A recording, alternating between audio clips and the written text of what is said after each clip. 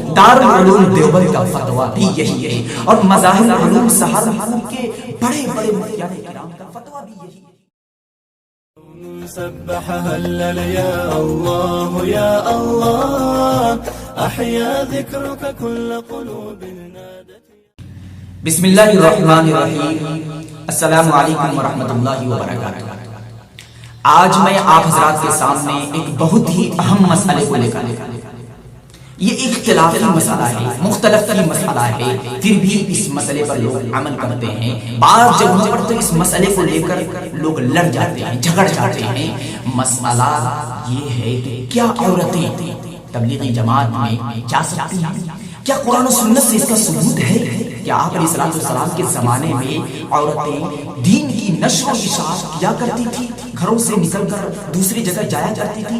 اس طرح کی باتیں ہم سے پوچھے جاتے ہیں اور نہ جانے کتنے لوگ ایسے ہیں جن کے ذہن و دماغ میں اس طرح کے سوالات گردش کرتے ہیں۔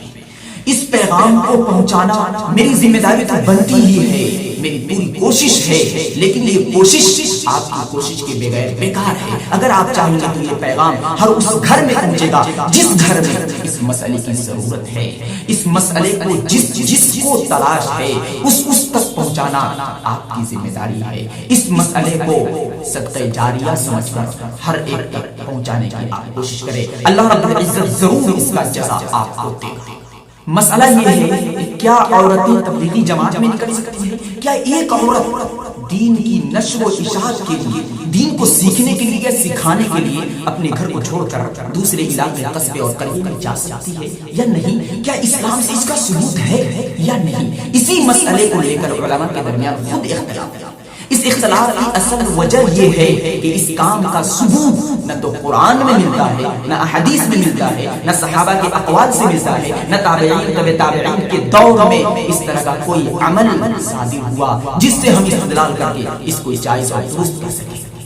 لیکن پھر بھی بعض علماء کرام اس کو جائز کہتے ہیں اور بعض علماء کرام اس کو ناجائز کہتے ہیں۔ دونوں علماء کرام کے پاس دلائل ہے، میں دونوں کی رائے کو آپ حضرات کے سامنے رکھوں گا۔ عمل کرنا آپ کو ہے، آپ کو جن کی دلیل مضبوط سمجھ میں آئے اس پر آپ عمل کیجئے، کیونکہ یہ ایک اجتہادی مسئلہ ہے، جس پر چاہے اس پر عمل کر سکتے، لیکن اخیر میں اپنی بندے ناچیز بھی تھوڑی سی کوشش کرے گا اپنی رائے رکھنے کی۔ اگر میری رائے اچھی لگے تو حوصلہ افزائی کیجئے گا، اگر غلط لگے تو میری رہنمائی کیجئے گا۔ ایک جماعت ایسی ہے، علماء کا ایک طبقہ ایسا ہے جو یہ کہتا ہے کہ عورتیں کسی بھی صورت میں جماعت میں نہیں جا سکتی، خواہ اس کے ساتھ محرم ہی کیوں نہ ہو۔ دارالعلوم دیوبند کا فتویٰ بھی یہی ہے اور مظاہر علوم سہارنپور کے بڑے بڑے مفتیان کرام کا فتویٰ بھی یہی ہے۔ آپ دیکھ سکتے ہیں، گوگل پہ سرچ کر سکتے ہیں، تمام فتاویٰ کھل کر آپ کی نظروں کے سامنے آ جائیں گے۔ ان کے پاس دلائل ہیں، ان کے پاس احادیث ہیں، دلیل پیش کرتے ہیں، قرآن کریم کی آیات پیش کرتے ہیں۔ ایک آیت ہے وَقَرْنَ فِي بُيُوتِكُنَّ وَلَا تَبَرَّجْنَ تَبَرُّجَ الْجَاهِلِيَّةِ الْأُولَىٰ۔ یہ قرآن کریم کے اندر اللہ رب العزت نے ارشاد فرمایا کہ اے عورتوں سنو، تم زمانے جاہلیت کی طرح بے نقاب بازار میں نہ پھرا کرو، نہ نکلا کرو۔ یہ قرآن آیات مطلق ہے، ہر عورت کو منع کیا گیا کہ تم جماعت کے لیے ہی نہیں، کسی بھی کام کے لیے تم اپنے گھروں سے بغیر پردے کے نہ نکلا کرو۔ اب پھر کوئی یہ کہے کہ پردے کے ساتھ اگر کوئی تبلیغی جماعت میں نکلتا ہے تو پھر جائز ہونا چاہیے۔ ارے میرے عزیزو سنو، تبلیغی جماعت ہی کیوں، حج بھی بغیر محرم کے جائز اور درست نہیں ہو سکتا۔ ایک عورت ہے، اس کے پاس مال ہے، دولت ہے، تمام اسباب ہے، لیکن اس وقت تک حج فرض نہیں ہو سکتا جب تک اس کے پاس کوئی محرم نہ ہو۔ یعنی ایک عورت بغیر محرم کے حج کے لیے بھی نہیں جا سکتی ہے، جو دین کا اہم ترین سب سے بڑا فریضہ ہے، اس کے لیے ایک عورت نہیں جا سکتی ہے۔ تو یہ تبلیغی جماعت جو اس دور کا ہے، اس میں کیوں کر جا سکتی ہے؟ اس کا ثبوت کیوں کر مل سکتا ہے؟ آپ اپنی عقل سے سوچیں، خیر القرون کا دور، اس دور کے اندر صحابہ کرام اپنی بیویوں کو مسجد میں نماز پڑھنے سے منع فرمایا، مسجد میں نماز پڑھنے سے منع فرمایا۔ وجہ اس کی یہ تھی فتنہ سے بچنے کے لیے۔ اسی فتنے کو پیش نظر رکھتے ہوئے دارالعلوم دیوبند نے فتویٰ دیا، مظاہر العلوم کے بڑے بڑے علماء کرام اور مفتیان کرام نے ناجائز کا فتویٰ دیا، کیونکہ فقہ کا اصول ہے الفتنة اشد من القتل، کہ یہ جو فتنہ ہے یہ قتل سے بھی کہیں زیادہ بڑا ہے۔ اس فتنے کو مد نظر رکھتے ہوئے علماء کرام نے عورتوں کو تبلیغی جماعت میں جانے سے منع فرمایا ہے۔ اور بعض علماء کرام وہ ہیں جو یہ کہتے ہیں کہ عورتوں کو تبلیغی جماعت میں نکلنا جائز ہی نہیں بلکہ مستحب ہے۔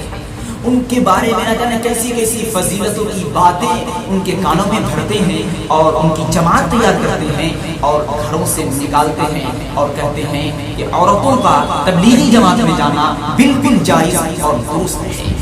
وہ دلیل پیش کرتے ہیں، کہتے ہیں کہ دین کا سیکھنا جس طریقے سے مردوں کے لیے ضروری ہے اسی طریقے سے عورتوں کے لیے بھی ضروری ہے، لہٰذا جس طریقے سے مرد دین کو سیکھنے اور سکھانے کے لیے گھر سے دور جا سکتا ہے اسی طریقے سے عورتیں بھی اپنے گھروں کو چھوڑ کر دوسری جگہ جا سکتی ہے۔ اس طریقے کی باتیں اور اس طریقے کی دلائل جمع کرتے ہیں اس کے جواز پر۔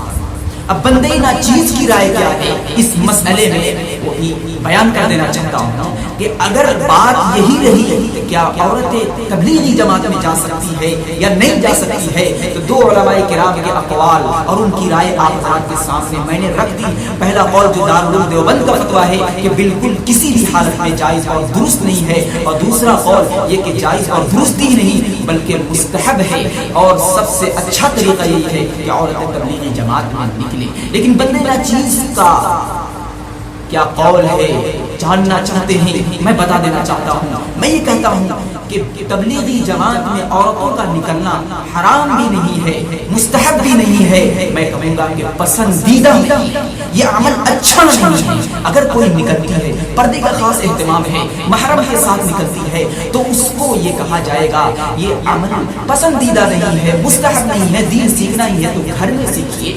گھر میں سیکھنے کا کوئی اور طریقہ اختیار کیجیے، اور بھی بہت سارے طرق ہیں جس کے ذریعے سے آپ اپنی ماں اور بہنوں کو دین سکھا سکتے ہیں، سمجھا سکتے ہیں۔ لیکن اس مسئلے کو جائز اور ناجائز میں نہ تولا جائے بلکہ اس مسئلے کو پسندیدہ اور پسندیدہ میں تولا جائے تو زیادہ بہتر ہوگا اور اختلاف کا دروازہ ختم ہو جائے گا۔ آپ دیکھ رہے ہیں صدق و صداقت کا پیکر الحق میڈیا۔